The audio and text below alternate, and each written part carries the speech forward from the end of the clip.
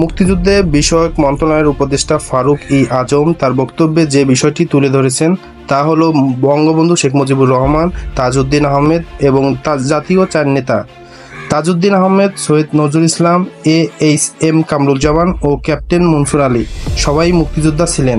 তার মতে তারা শুধু রাজনৈতিক নেতা নন, বরং সক্রিয়ভাবে মুক্তিযুদ্ধে নেতৃত্ব দিয়েছেন এবং স্বাধীনতা অর্জনের মুখ্য ভূমিকা পালন করেছেন। এছাড়া তিনি উল্লেখ করেছেন মুজিবনগর সরকারের অধীনে যারা কাজ করেছেন, যেমন কর্মকর্তা কর্মচারীরা তাদের সহযোগী পলিটিক্যাল মুক্তিযোদ্ধা যেগুলো আছে সেগুলোর কথা আমি বলছি না, যারা একদম লড়াই করেছে, এই লড়াইয়েও যুক্ত ছিল গ্রাম বাংলার কৃষক, শ্রমিক এবং সাধারণ মানুষ। তাদের দাবি হচ্ছে যারা যুদ্ধ করছে তাদেরকে এই মুক্তিযোদ্ধা বলতে হবে। যারা সরাসরি সশস্ত্রভাবে লড়াই করেছে তাদেরকে মুক্তিযোদ্ধা বলতে হবে। এইখানে অনেক অনেক মুক্তিযোদ্ধা নয় এমন ব্যক্তি মুক্তিযোদ্ধা হয়ে আসছে, তারা নানান রকমের ব্যাখ্যা দিচ্ছে।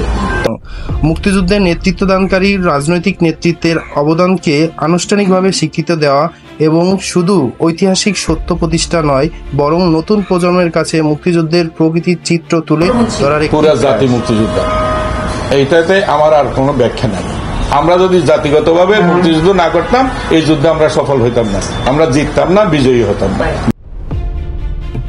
এই ধরনের বক্তব্যের পিছনে মূল একটি ব্যাপার গুরুত্বপূর্ণ।